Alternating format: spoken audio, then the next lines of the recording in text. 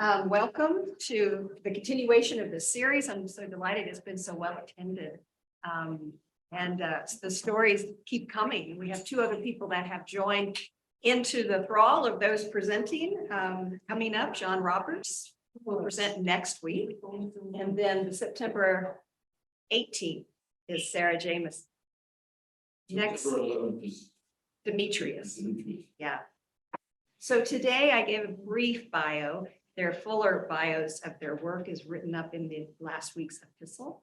But Amy and Raven Agape, who have had a variety of careers and work experiences, we're so glad that you're here and thank you for your willingness to share. Thank you so much for asking. We are excited about this whole forum. It's such a wonderful opportunity to get to know each other in new ways. So I'm going to talk first about my work, faith, history, and then Raven will talk. And then we want to talk about kind of what we see as our bigger work together in the world and some ways that that has grown and expanded as a couple, as a family, as church groups. Yes. So God has always been part of my personal life, my professional life. When I was 7, my family attended a very conservative Southern Baptist church in a very conservative small town in Nebraska. And one Sunday I was sitting in a pew and I heard, "You will one day be a minister." Well, I only knew ministers as men. So I looked around and said, "Okay, God, I think you got that wrong." And that's been a continual pattern of mine. God tells me very clearly where I'm supposed to be and what I'm supposed to do, both professionally and personally. And I often say, "I think you got that wrong," but I follow anyway. I do.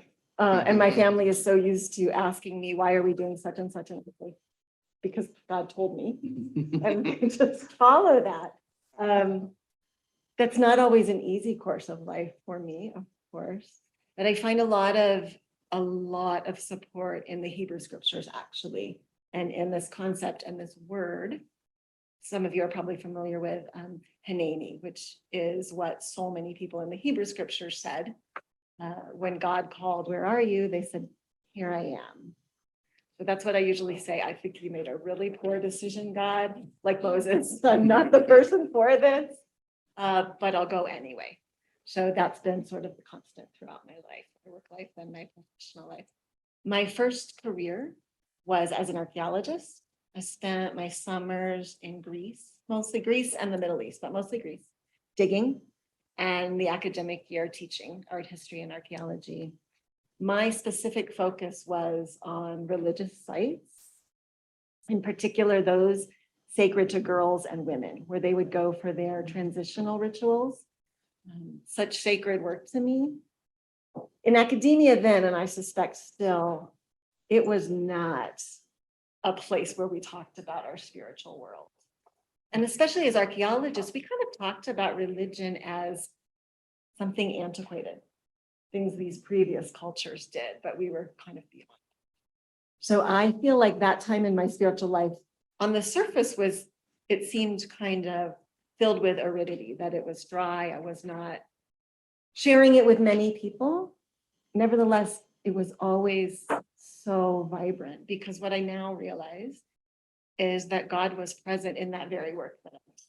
So I would go to these sites where girls and women were thousands of years ago, and I would feel connected to them and God. And I would know things.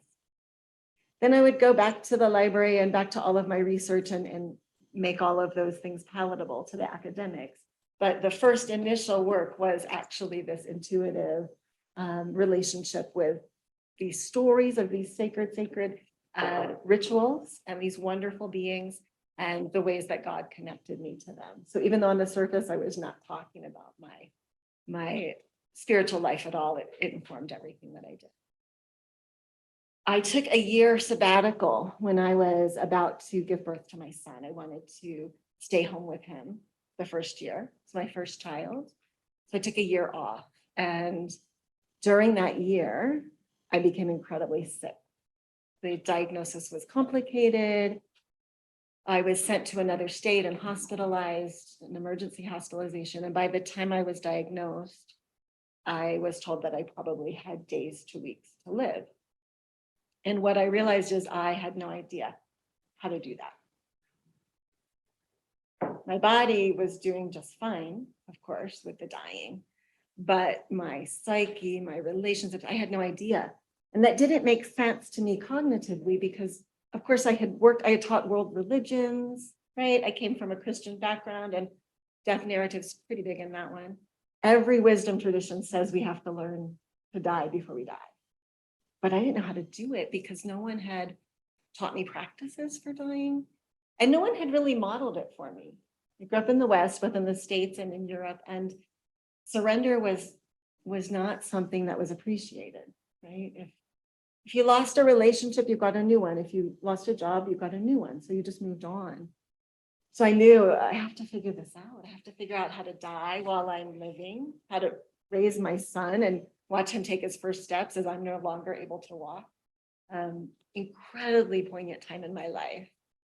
I was given a wonderful surgery that paused that condition. It's not gone at all, but it paused that.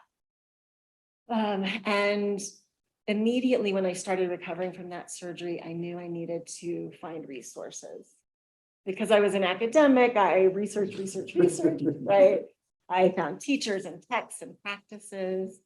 And I also immediately became a hospice volunteer. So my work changed. I was no longer compensated for it, but my work changed. I didn't want anyone to be alone during this process. I had been blessed with family all throughout my journey, and I didn't want anyone to be alone if they didn't want to be alone. So I became a hospice volunteer. My son became a hospice volunteer as a toddler. My daughter was born about 1.5 years after my diagnosis. She became a hospice volunteer. We no longer let babies go, which is a sad thing. But back then we didn't have regulations, so my kiddos were volunteers. And I would spend time with hospice folks, and I also became a bereavement volunteer. So I did a lot of grief support. And meanwhile, in my personal life, still very, very sick, how to teach my kids about living with someone who's sick, how to teach them about death, how to still live while I'm dying, but not ignore the dying. All of this is a juggle for me. So my first teacher was a Tibetan Buddhist monk, and he would come to the States, and I would spend time with him and taught me a lot of practices. Incredible practices for practicing dying, being in the state of dying. And he also lived in India in a cave much of the year and didn't have a lot in common with me personally, didn't have to change diapers or deal with traffic. So I knew I needed more support, and I found several shamanic communities that practice shamanism. That's where I met Raven in one of them. My work within those communities was to study and participate in the lineage of my heritage, of my bloodline, which is Gaelic shamanism. That helped tremendously with this work in death and dying. And it was during this time that also Christianity kind of came knocking, much to my surprise again. Contemplative Christianity came knocking and said, wait, don't forget about us. We're also part of your heritage. So was doing all of this work, I thought really just for me, out of desperation, honestly. But over time, people started coming to me. You all know that, but just something we resonate with certain people. So people started coming to me. I eventually became a minister in the shamanic community where Raven was as well. I became a spiritual director in the Christian tradition. We call it that. In other traditions, we might call it a spiritual companion. A teacher. And that was my main work for many, many years when my kiddos were little, still doing my own personal work. And during that time, I was continually inspired by Jesus, specifically by the theology of kenosis, or my theology of kenosis, which might be different from others. And I don't know if you know that word. We don't talk about it a whole lot in church sometimes, but that word comes from Paul's hymn in the Philippians, which he's actually probably didn't write it. Other people wrote it. It's when he talks about putting on the mind of Christ. Do you remember that part? And Raven, that's a big part for him too, a big influence for him. And Paul says, he's talking about Jesus came and he humbled himself even to the point of being a slave. He says that he emptied himself. And that word in Greek is ekinosein. What it actually means, we translate it in English all the time that he emptied himself. It doesn't mean that. He allowed himself to be emptied, which is a really big difference for me. But that so helped me to practice, to use Jesus, not only as my model, but really because I am, shamanically trained, to realize that I could tap into his capacity for kenosis, to learn how to allow myself to be. Just like him, to love what I love and love who I love until the very, very end. And then when it's time to go, can I let it go? Not 100% yet. Some days I'm 0%. The big stuff like dying, I've got lots of practice on. I've had two more times when I've been actively dying. But sometimes things like letting go of my plan for the day, that's where it's really challenging. Or letting go of my plan for my work. So I eventually became a hospice chaplain. I did that for 4.5 years. Really wonderful work. I adore it. During that time, though, I was challenged by a lot of what was happening in healthcare. I saw a lot of things that just broke my heart again and again and again. And that's where my faith really served me well. To keep coming back to Jesus's model that any empire is to be deeply questioned, but not to be avoided and not to throw the people out, the people in empire, right? Which is actually what I would want to do. Okay, healthcare stinks. I'm leaving, right? And for some people, that's absolutely the appropriate choice. But for me, the answer again was always, no, you're staying. After my tipper tantrums, then I would find comfort in Jesus. Jesus stayed too. Jesus stayed in hell. Jesus stayed with the messiness. One of my teachers is a man named Father Richard Rohr, who some of you probably know. I did his living school, and his definition of evil helped me tremendous. His definition of evil is institutions that are too large to question. And so I kept coming back to that again and again because I would see myself and my colleagues act out. We're not our best selves sometimes in response to these institutions because we'd see things that devastated us morally, right? And over the years it increased, especially with COVID. But to realize, wait, we're actually responding to these systems. It's about the system being broken, not these individual people. Some of those heartbreaks happened this spring in my particular hospice, the one I had been in most recently. And during the time of greatest heartbreak, that's when God said, Amy, it's time for you to shift. You need to go into a hospital. All of my hospitalizations, it's been months and months and months in ICU units. I have only made use of spiritual care one time. And that was because I kind of felt sorry for the priest. He just so eager. And I said, well, okay, come in and pray. So again, when God said, you're meant to be in a hospital, I said, what are you talking? That's not possible. So here I am in the hospital. Last week I started. I've been there a week. One thing that became clear to me when I was preparing to talk to you all, one of my biggest supports in my own personal life, but also in chaplaincy, comes from a mystical Jewish tradition. And what I do is I carry a little card in my pocket usually, and on one side of the card is a scripture that says, you are one of a kind, you're absolutely unique, the world's created for you. And on the other side is scripture that says, you are but dust, and to dust you will return. And those things are both so important, and that guides me so much because I feel like each individual I spend time with, whether that's a patient or a colleague or one of you or a neighbor, their story is sacred and there's one of them and the world was created for that person. And we're all dust, which I kind of found really funny the other day. It's taken me 20 years to realize that. In archaeology, that was really true for me, right? I worked on these sacred stories, these beautiful objects that connected me to people, but it was in dust and they were in a state of decomposition. So that's a little fun piece. Also, those two kiddos who started volunteering in hospice. My daughter just started her nursing program and my son just started that. So our family is very much involved in healthcare right now. Can I share your story? Sure. Except for me. No, keep going. I volunteer for let's see. Well, my work started very young. I started working when I was about 14. And a lot of my early life, my faith connection was really to nature and to rivers and forests, grass, and I had all kinds of experiences out in nature, very few with people that felt very faith oriented or spirit oriented.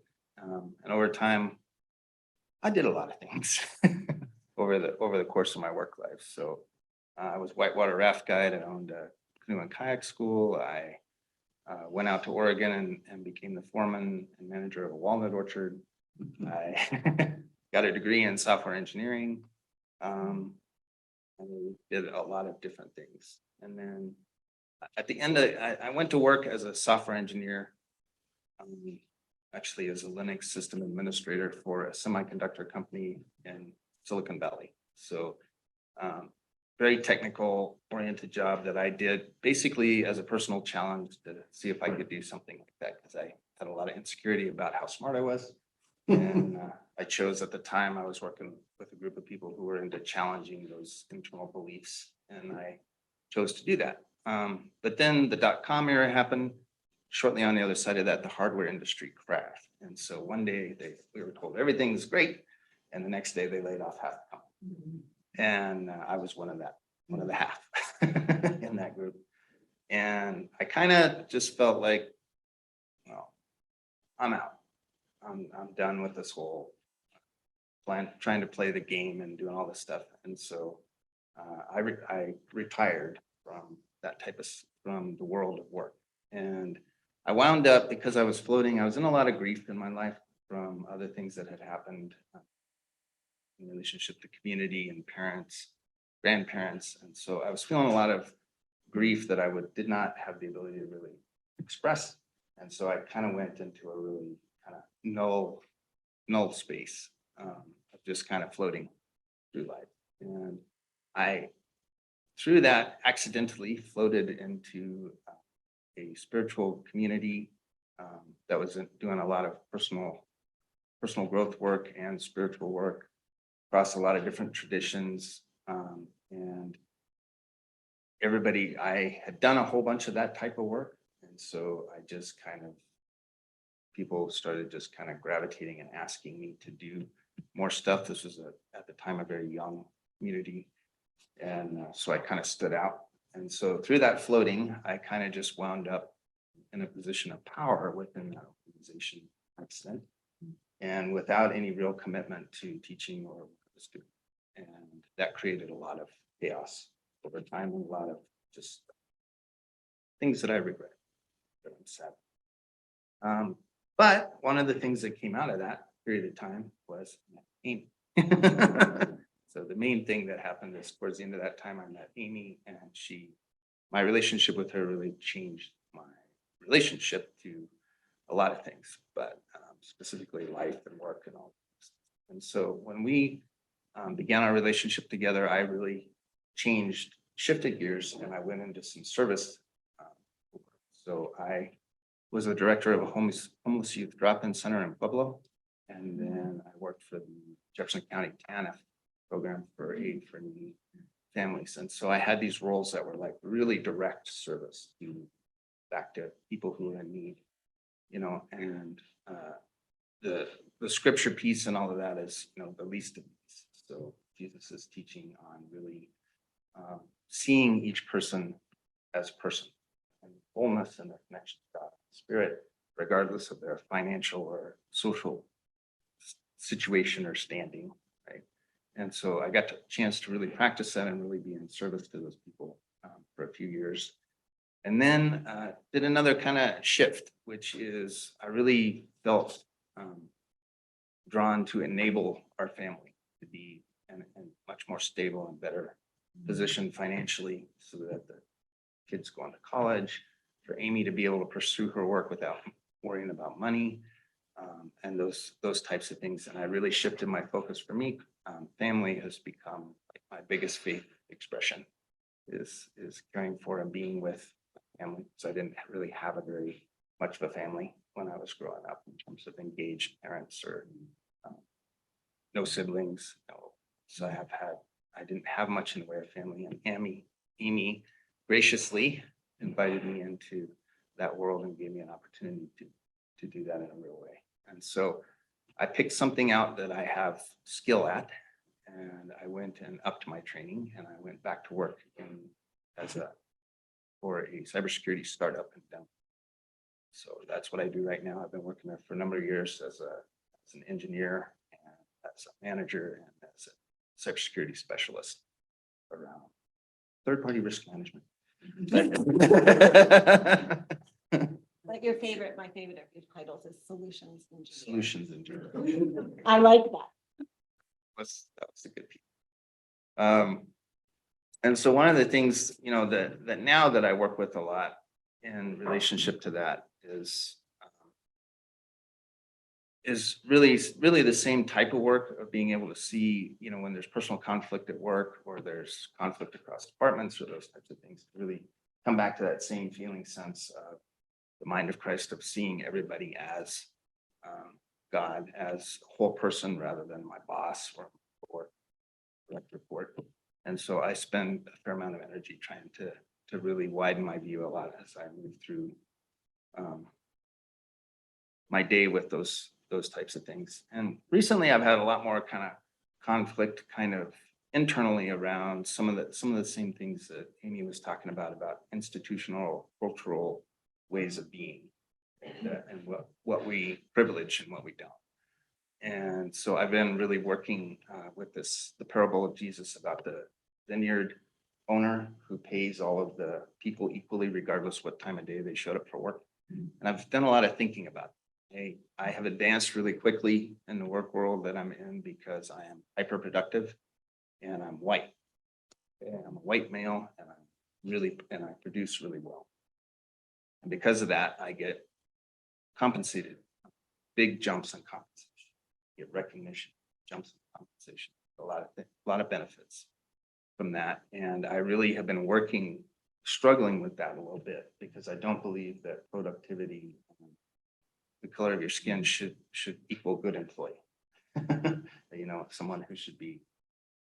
So even though I benefit from it, it doesn't feel right.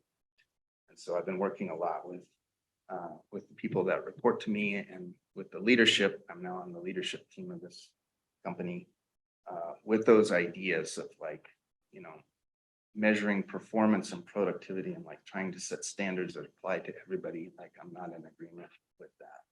Really trying to support some change in that. And also I'm on the diversity and inclusion committee at our company, and Amy and I are going to talk more about this piece of it. But so that's the things I'm struggling with right now, into that story of Jesus.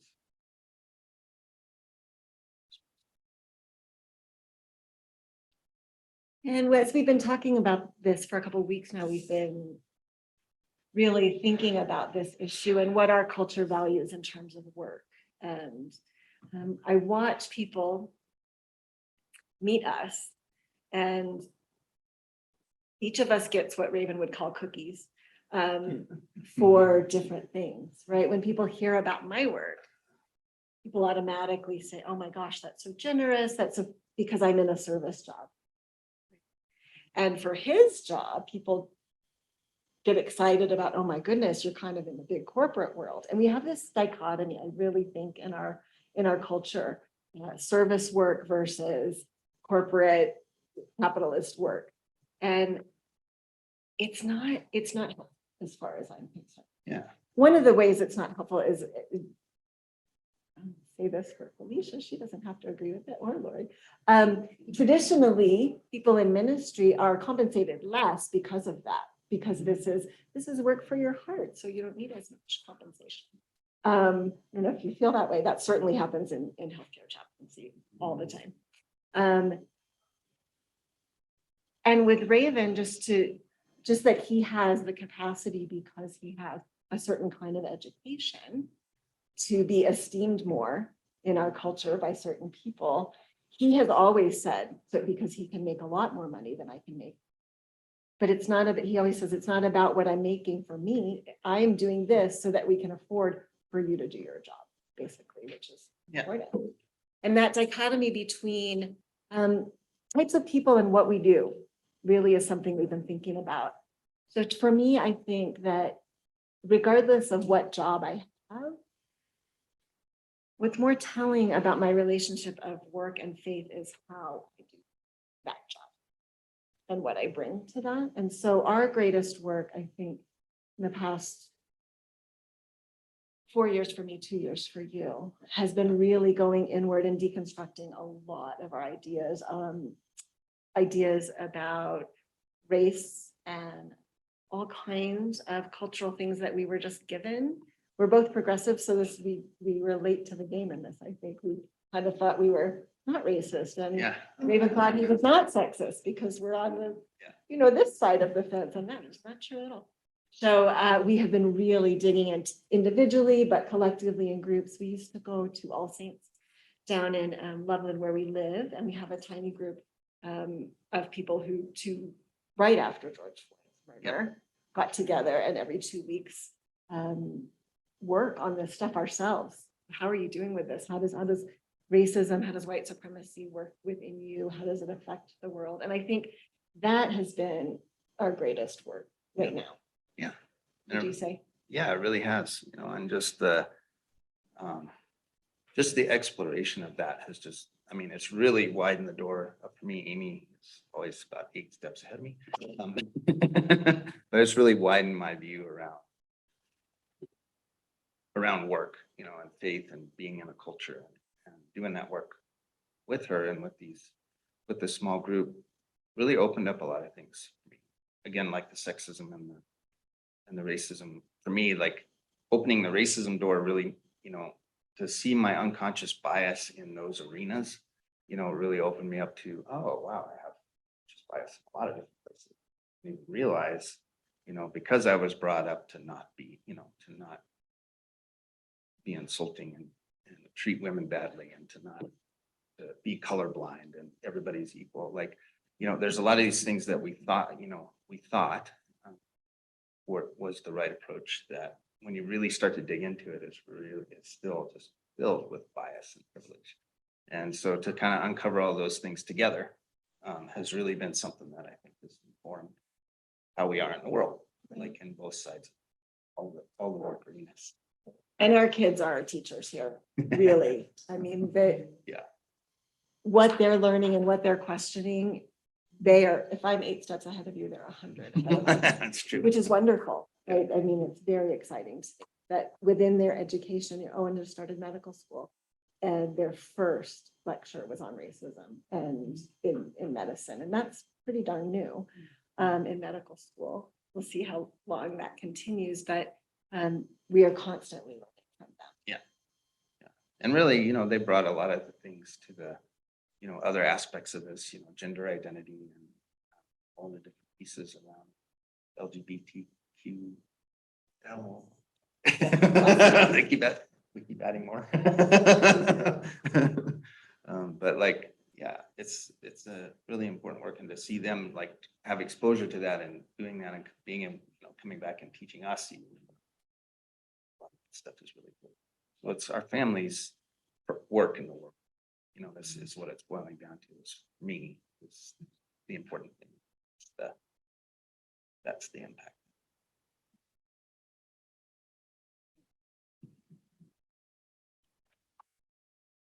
Thank you. Are you okay with questions? Sure. Sure.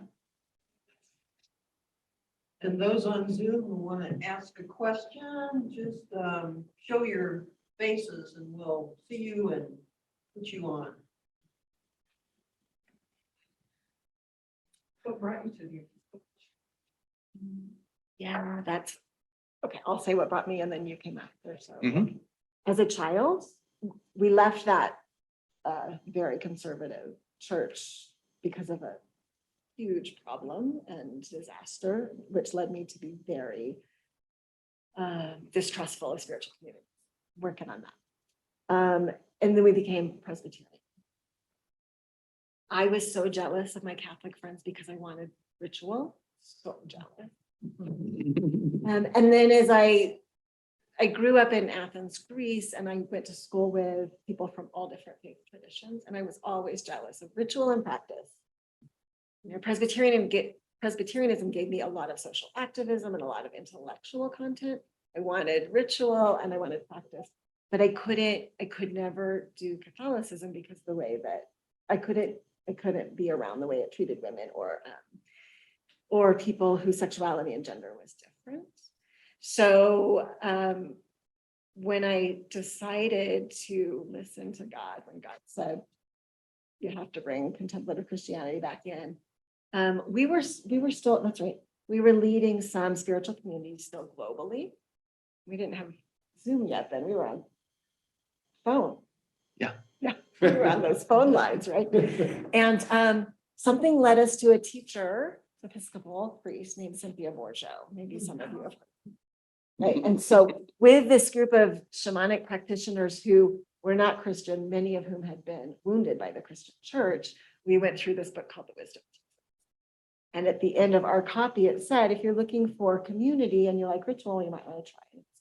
And there was one right by us, and I said, so Raven, I know you are not really into church, but can we go? And he said, yes. Yes. We went. Yeah. Yeah, for me, I was really had a lot of attitude about Christianity when I was younger, and real aversion to it from a historical perspective, just looking at the amount of pain that has been caused by Christian belief in the world. And so I was really kind of in that camp. Christianity was not so good. But I softened, I changed, you know, like the being with Amy and also Cynthia Borgeau and Richard Rohr and Jim Henley, yeah. So like having exposure to those, like it really changed my idea. The whole idea of contemplative Christianity was foreign to me. I didn't know about that. And so having an opportunity to explore that a little bit really opened me up. And when we went to the Episcopal Church, St. Matthias there in Monument, it was just really lovely. Like it was a lovely experience. I really enjoyed it.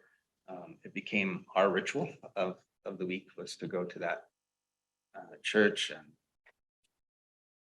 we did everything there. So I served on, we did the different service ministries there and were confirmed and all of those pieces. And I just really enjoyed the community there and also just the connection with this branch of Christianity. So it's really spoken to me. We found really good people in it. Yeah, I think for both of us, the fact, I don't know if it's a fact, it's our experience that relationship is always more important than dogma within our tradition. That is what keeps us here. We get the ritual, which is so important to me. It connects me with, again, lineage and people from past times. That's so important to me. But we get to grow within that together and question together, and that just feels right.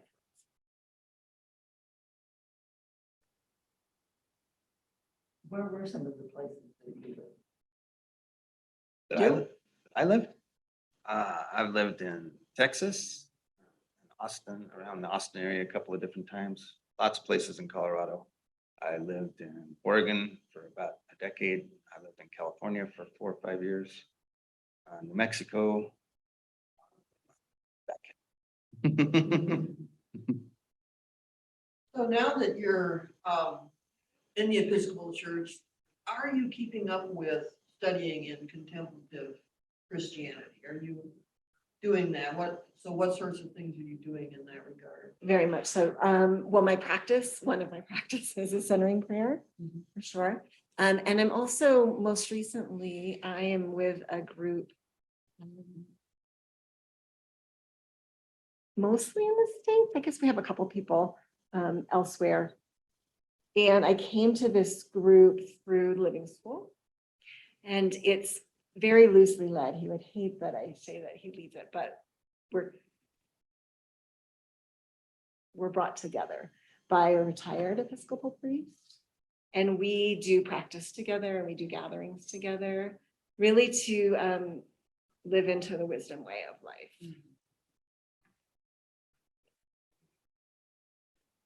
I'm curious what your thoughts are on this preparing for death. What have you learned there? What are some of the insights? Yeah. What I found for me is that it's a group of daily practices, and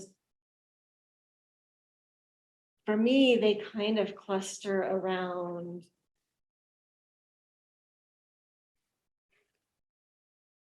some are purgative, right? Maybe this is an old tradition. Some are purgative. Some are unitive. So some of my practices are keeping up to date with my relationships, right? And my relationship with myself, my relationship with others. So I feel like those are purgative. What do I need to let go of? What do I need to come to terms with? And I need to be honest about. That's kind of cleaning, I think, emptying. And then some of them are very connecting. So I do a practice that's Tibetan, it's called Tonglen. And I think for Christians, I would describe it as energetic intercessory prayer, maybe. Those of you who have done it, maybe, I don't know if that's a good. And so that helps me kind of get rid of, not that we ever get rid of, but loosen my attachments. And what other practices? Oh yeah, for me, writing is a big part of that. My writing practice, I don't know what's going on in here so that's a huge part. But I think there are a lot of practices. Some of them are really basic. I developed the last time I was hospitalized, which was 7 years ago. I developed this thing called the Breath of Kenosis that I actually do. And for me, I do it before I go see every patient. I do it before I call anybody on the phone. And it allows me to practice allowing myself to be empty. Because what I know from my own experience and from the folks I'm with, when we're on our deathbed, we don't have the energy to learn to let go. I mean, eventually we're all going to let go. Don't worry about it. It's a done deal. I just didn't want to be clutching. Right. And so for me, because I've had these 3 different times of being actively dying, I will tell you this. The first was quite peaceful, and that was just grace and victory. Was peaceful, even though I'm not a really super controlling mom, but at that time I was planning, who my kid's dad should marry and all of this stuff. My kid, only there was one at the time. So that time was really peaceful. The second time happened immediately after my daughter's birth. That was hell. That I would call the first one kind of heaven, state of consciousness. The next one was I had just brought this baby into the world. I felt such guilt and remorse at doing that. And here I'm leaving her. And the third one, oh my gosh, I never realized, a little more purgatory. Yeah, that was up and down. So what I realized from that is our culture has these ideas of what a good death is. And we can try for that. I think it's kind of like writing a birth plan. I don't know how many of you women did that. But I was advised to write a birth plan with my kids, and they didn't read that. And I feel like creating our own good death is really a helpful exercise in living, right? So who do I want around me? Well, that tells me who I value, right? What do I want around me aesthetically? That tells me what I value. But in the end, I'm not going to choose it. We just bought our deathbed. We bought bedroom furniture for the first time when we came together. Neither one of us had very much, and we've always had kind of whatever showed up in hand-me-downs. And so this spring, we bought our bedroom suite, and I kept saying, I'm buying my deathbed. I want to buy the bed that I would love to die in. And my family is so used to my way of talking, and they don't mind it. I have to be careful. I will likely not die. I mean, with my condition, I will very likely die in the hospital. But we could die on the way home today, right? So that's another piece of kenosis for me to practice, creating what's a good death for me, but to let it go of my idea of what that is, because it's not going to happen. And then definitely to not force it on others, which in healthcare is really important, but you'd be surprised at how many of us in healthcare have an idea of, even the idea that someone shouldn't die alone. A lot of people want it. Right. Exactly, which I get it, right? We're all so different. Does that help? Yeah. Yeah, and I've done a lot of teaching and writing, and the last time I got sick, I was in the midst of writing a dissertation on this topic. And then was in the hospital for a couple months and was flown again to Minnesota for another surgery. And so I had done all my research and was about ready to write, and then I got to do other research and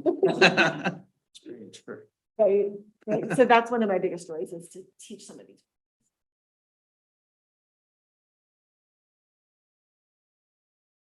So Raven, where do you think your pondering of all these things about productivity and being white and so on, where is it taking you? What's next, do you think? Well, a lot of it is kind of the weaving together of stuff. So like we started, like Amy was talking about, we started with this group in St. Matthias, like to look at first ourselves and then to start to look at like what action can you take from a good place that's not entitled or tokenism, or, you know, a lot of the state we can make as allies. And I kind of feel the same thing has kind of been going on at work. I've been on around the same time ish, I guess. I helped to start a diversity and inclusion committee at our company, and I'm still on that committee, and it has actually made a lot of change. So the act of doing it and bringing these things forward into the company, and having awkward conversations like with management around, hey, I notice all your everyone on the board is a white male over 40. Okay, I noticed all of our senior managers, and to have them actually change that, like work to change that. So there's actually been it's I think it's little things like that is working in there. But like our company, I'm very proud of our company, because we went from, what was it, 19% women, non-male people, to 38%. We went from like 8% diversity to 19%, and they've set goals. And it's just happening. Very much longer process, but we're about to have a woman added next board. So they're making a lot of really actually trying to change good way, and so really happy about that. It's like seeding. It's just seeding all the time with stuff, and you can't tell what it's. And then personally, I have 2 direct reports, and one of those people came in with very productive, and quick learner, and the other one is really good at the job that they're doing, but isn't the same, doesn't have the same aptitude.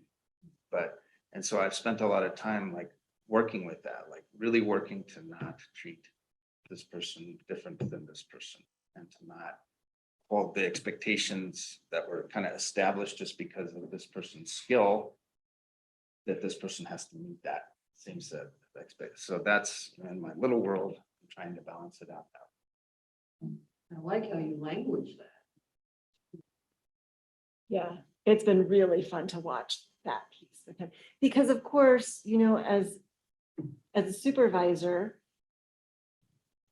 one gets more work done, right? So it would be so easy for him to just say, I'm just gonna give more work to him and then just give less.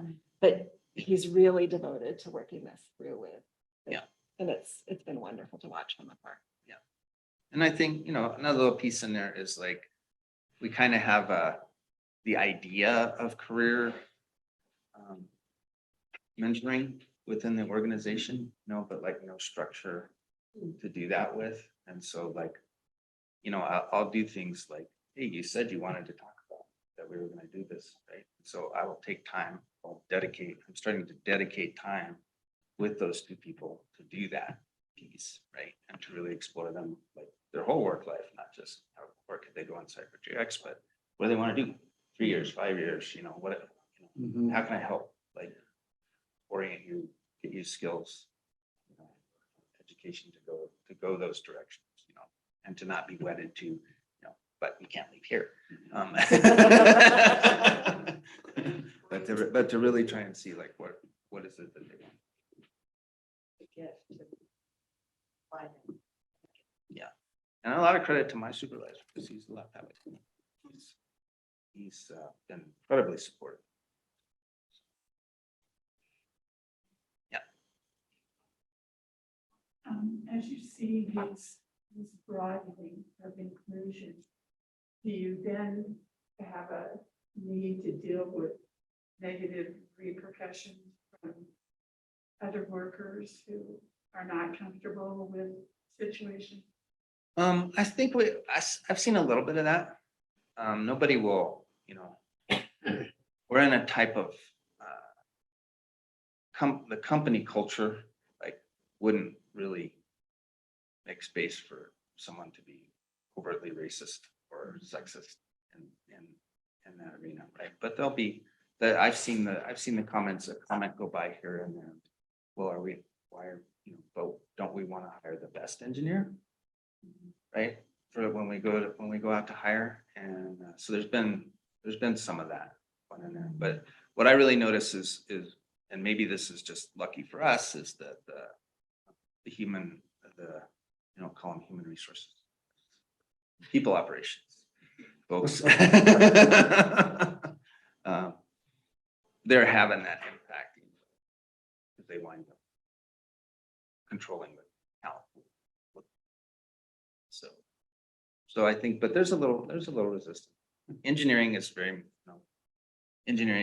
know, historically a very white male centered like world, right? And so it's one of those ones that's harder to get. But Can you speak about the education piece that there's been a commitment to actually change the pool too?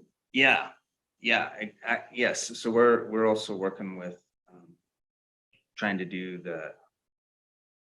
where you take the money and put it back towards educating young people in underprivileged communities, technical work, right?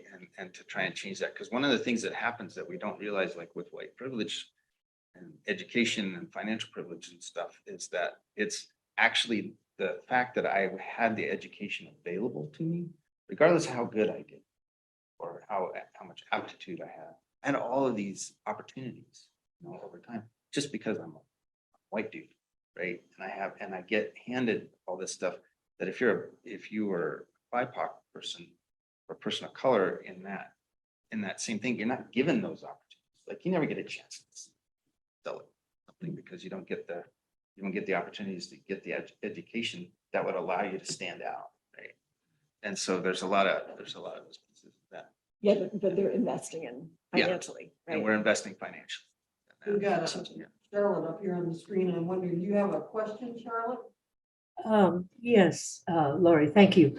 What brought each of you to, Oh, you can't hear her. Are you unmuted? yes, what brought each of you to a consciousness of white privilege and all the related ideas that you've looked at from that vantage point? I'll start first. I think mine was earlier. Mine was actually participating in the Living School. So the Living School is this wonderful organization that most of the people, when I showed up the first day, were older white people because they had the privilege of the time and the money to be able to spend on this education. And my cohort immediately with our first meeting questioned Father Richard. He said something that was not graceful. And people started questioning him right away, the BIPOC people especially. And they questioned him. And I watched him, literally one question, he couldn't hear. He couldn't hear. I mean, auditorily wise, he couldn't hear because of the blocks. So it had to be asked 3 or 4 times. But I watched 2 things. I watched my peers who were questioning have grace and patience and belief. And I'm going to educate you on what you need to know. And I watched him with humility. I mean, he's pretty set, you know, he's done his life's work. He doesn't have to change. But the school, that's part of why it's called the Living School, because the school itself is living and changing. And so I watched them over my 2 years there question not only the content of what we were given, which was a lot of white, I mean, it's about Christian mysticism, a lot of heavy-duty white stuff, even when it didn't come from white people, but it's still co-opted by white people. I watched, so the content changed over time, but especially the way that they engaged changed over time. And that gave me such courage, I think, to go into my own background and all of the stuff and how I was raised, to realize, wait a minute, I'm not a horrible person. I was raised in a certain culture. And so we got little groups together of white folks working on that within the Living School. And that was my deep dive. For you, what was your? Yeah, I mean, I'm kind of in the crowd of the George Floyd piece, like really woke me up in a different way. And I saw it when I hadn't seen it as much before. And that's when we really started talking about this stuff a lot more. And I read a couple books. I forget which was the first 2 that I read, but in there were a couple of really key things for me. And that was, one of the things I read about was the idea of color blindness. And there was also a lot of discussion about privilege. And I really took the time to do a bunch of writing exercises that were in one of those books. And really saw like the lens that I look through it's not a bad person. I'm not a racist. I'm not a sexist, but I look through a lens that is something that was handed to me through my culture, through my education, and through just people that I grew up around. And I see the world through that lens. And I started to really see it through that lens and like, whoa, reinterpreting just a lot of what I thought about my journey, you know, like, so it was that. And I'll just say it was one kind of key piece is that I thought, you know, I was the rebel teen, right, who was on the outside edge and throwing, you know, getting rid of the cultural norms. And, you know, I quit college and I was a raft guide, and I was kind of a radical person on that. And I started looking at that journey, what I tell myself about myself through that lens. And I realized that was not possible without white privilege. Okay, that entire journey that I thought about how I was the one who was testing the edges of it, completely impossible if I hadn't been, okay, and been in a middle-class white family. No way, none of that. And so it just kind of reoriented thinking about, about the lens I looked through. That really kind of put me. And again, our kids are the biggest guides for us. I mean, our daughter is quite straightforward. So she would say to Raven, like, did you see you just walked in front of that woman at the store? But things that you would not have known, you don't know until you know, Yeah. right? And so Gracie is our. COVID adventures. Shopping with your daughter. But you had to be willing to hear those. Yeah. And not push back. Which I do, defensive, push back a lot, but I do learn over time.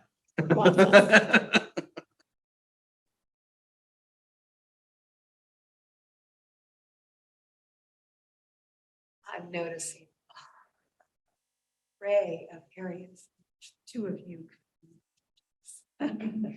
So, not putting you on the spot now, but I'm just hearing so many experiences, and that's why, I mean, I think this series has been so.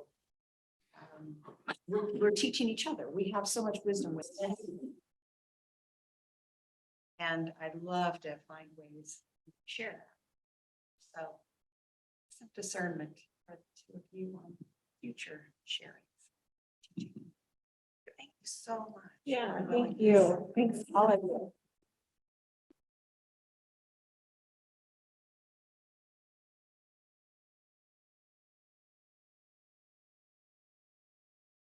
Next week, we'll hear from John Roberts. I'm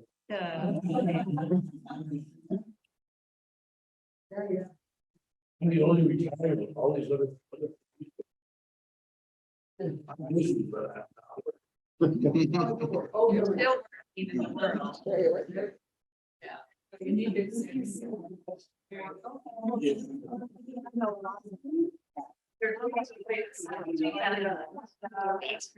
Exactly. She is. And your children.